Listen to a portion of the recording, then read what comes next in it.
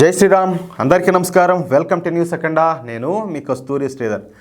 మన భారతదేశంలో చాలామంది నాయకులు కావచ్చు, ఈ కాంగ్రెస్ కూటమి పార్టీలు కావచ్చు, వాళ్ళ కొంతమందిని మనం చూస్తూ ఉంటాం.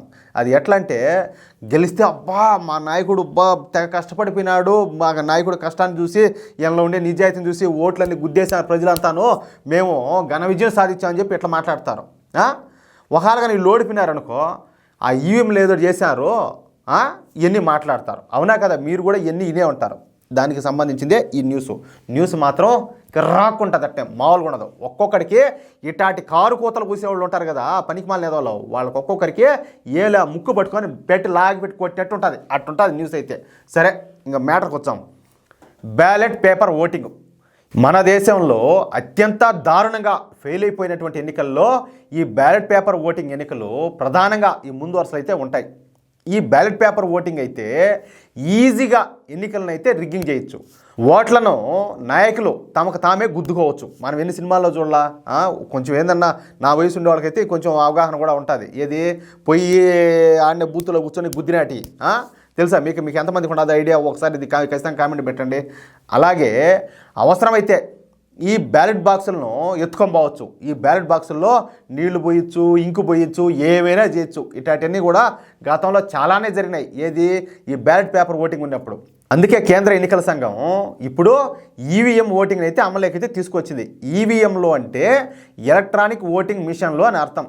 ఈ ఈవీఎంల గురించి అందరికి తెలిసే ఉంటుంది. అందరూ కూడా ఈ ఈవీఎం మిషన్లో ఓటేసే ఉంటారు. ఏది? ఓటు హక్కు ఉండేవాళ్ళు ప్రతి ఒక్కరు కూడా. ఓటు హక్కు ఉండి కూడా నువ్వు ఓటేయలేదంటే నువ్వు మనిషివి కాదు, నువ్వు కంచరగాడితో సమానమని అర్థం. అది కూడా డౌట్ ఏం లే, అది కూడా క్లారిటీ. కాబట్టి ఈ ఈవీఎం మిషన్ల పనితీరు గురించి నేను ప్రత్యేకంగా చెప్పాల్సిన అవసరం లే, ఎందుకంటే అందరికి తెలిసే ఉంటుంది. అయితే ఈ ఈవీఎం మిషన్లను కాంగ్రెస్ ప్రభుత్వ హయాంలోనే కేంద్ర ఎన్నికల సంఘం అమలులోకి అయితే తీసుకొచ్చింది. నేను ఇంకొక మాట చెప్తాను, మీకు గుర్తు చేయాలి ఒక మాట. భారతీయ జనతా పార్టీ ఏర్పడింది. సరే, మొదటి ఎన్నికల్లో ఒక 2 సీట్ల గెలిచింది. రాను ఏంటంటే భారతీయ జనతా పార్టీకి ఆదరణ పెరుగుతూ ఉన్నది. వీళ్ళ సీట్ల సంఖ్య కూడా క్రమేపీ పెరుగుతున్నది. అప్పట్లో ప్రధానమంత్రిగా ఉన్నటువంటి రాజీవ్ గాంధీ ఏం మాట్లాడాడు తెలిసిన? భారతీయ జనతా పార్టీ రిగ్గింగ్ చేస్తుంది కాబట్టి ఈ బ్యాలెట్ పేపర్లు ఇవన్నీ వద్దు ఏమే, కాబట్టి విదేశాల్లో మాదిరిగా ఇక్కడ కూడా ఈ ఈవీఎం మిషన్లు అయితే తీసుకొద్దామని చెప్పేసి రాజీవ్ గాంధీ మాట్లాడినాడు. ఎవరు? ఇప్పుడున్నటువంటి రాహుల్ గాంధీ వాళ్ళ నాయన సోనియా గాంధీ భర్త. అర్థమవుతుందా? ఓకేనా?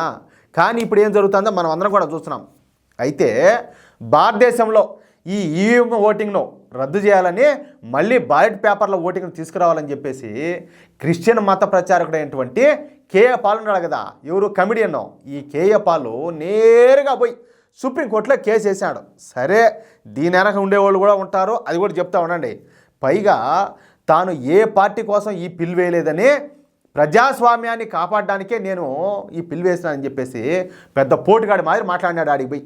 సరే, ఇక ఈ కేసును విచారణకు స్వీకరించినటువంటి సుప్రీంకోర్టు న్యాయమూర్తులు కేఏ పాల్ పైన తీవ్రమైనటువంటి ఆగ్రహాన్ని అయితే వ్యక్తం చేశారు. ఈ సందర్భంగా సుప్రీంకోర్టు న్యాయమూర్తులు తీర్పునిస్తా అంటే, మీరు గెలిచే ఈవీఎంల్లో రిగ్గింగ్ జరగనట్టు, ఒకవేళ కనుక మీరు ఓడిపోతే ఈ ఈవీఎంలలో రిగ్గింగ్ జరిగినట్టు చెప్తున్నారు. బ్యాలెట్ పేపర్ ఓటింగ్ ద్వారా ఎలా ఎన్నికలు జరుగుతాయో మాకు తెలుసు, ఆ మాత్రం అవగాహన మాకు ఉండాలి. బ్యాలెట్ పేపర్ ఓటింగ్ను ఏ విధంగా రిగ్గింగ్ చేస్తారో మేము కూడా చూసినాం. ఎన్నికలు అంటే చిన్నపిల్లల ఆట కాదు. ఏది ఎప్పుడు ఏ విధంగా తీర్పునివ్వాలో మాకు తెలుసు. మేము మీ చేత పాఠాలు చెప్పించుకునే స్థితిలో మేము లేవంటూ కేఏ పాల్ వేసినటువంటి పిటిషన్ను సుప్రీంకోర్టు న్యాయమూర్తి అయితే కొట్టేశారు. దీంతో ఇప్పుడు ఏది? వీళ్ళు ప్రతిసారి వీళ్ళు ఎలక్షన్ పోయిన కాడలో వీళ్ళు కాంగ్రెస్ వాళ్ళు ఓడిపోతారు కదా. సరే, వాళ్ళ కూటమి అడపా ఏడన్నా గెలిచినా కూడా వీళ్ళకైతే సీట్ల సంఖ్య అయితే తక్కువ వస్తుంది. సరే, ఏది మొన్న జమ్మూ కాశ్మీర్ విషయం కావచ్చు, లేకపోతే జార్ఖండ్ విషయం కావచ్చు, ఇలాంటి చోట ఒకవేళ కూటమి పార్టీలు గెలిచినా కూడా వీళ్ళకైతే తక్కువ సీట్లు వచ్చినాయి. కాబట్టి వీళ్ళు ఏం మాట్లాడుతున్నారు? ఈవీఎంల్లో లోపాలు ఉన్నాయి చెప్పి వీళ్ళు మాట్లాడతారు కదా. కాబట్టి ఈ విషయం ఇప్పుడు కాంగ్రెస్ పార్టీకు అతి పెద్ద ఎదురు దెబ్బ తగిలినట్టు అయింది. ఏది? ఈ రూపంలో. ఎందుకంటే మొదటి నుంచి ఈ ఈవీఎం ఓటింగ్ను రద్దు చేసి మళ్ళీ బ్యాలెట్ పేపర్ ఓటింగ్ని తీసుకురావాలని చెప్పేసి డిమాండ్ చేస్తుంది ఎవరు? ఈ కాంగ్రెస్ పార్టీనే.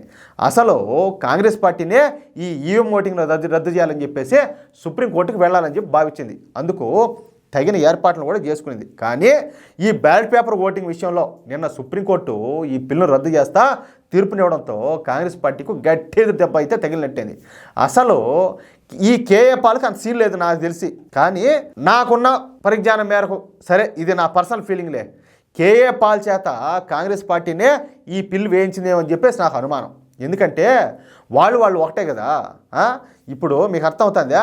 వాళ్ళు ఒకటే అంటే మీరు అర్థం చేసుకోండి. అది ఏది ఏమైనప్పటికీ కూడా సుప్రీంకోర్టు ఇచ్చినటువంటి తీర్పు మాత్రం చారిత్రాత్మకమైందని చెప్పి ఖచ్చితంగా చెప్పుకోవచ్చు. ఎందుకంటే ఇంకోసారి ఇటోళ్ళు ఈ చెత్తవాడంతా వాకుండా మళ్ళీ మేము కోర్టుకు పోతాం, మేము ఇచ్చేస్తాం అని చెప్పి చెప్పకుండా ఒక్కొక్కరికైతే ఏలా మూతి బగలం ఒకటట్టు అయిపోయింది, ఏది మళ్ళీ మాట్లాడలేకుండా. అది మ్యాటర్. అయితే మీకు ఈ న్యూస్ నచ్చితే, అదేవిధంగా నేను చెప్పింది కరెక్ట్ అని చెప్పి మీరు భావిస్తే ఈ న్యూస్ నలుగురికి షేర్ చేయండి. అలాగే తప్పనిసరిగా ప్రతి ఒక్కరు కూడా మీ యొక్క అమూల్యమైన అభిప్రాయాలను కామెంట్ రూపంలో తెలియజేయండి ప్లీజ్.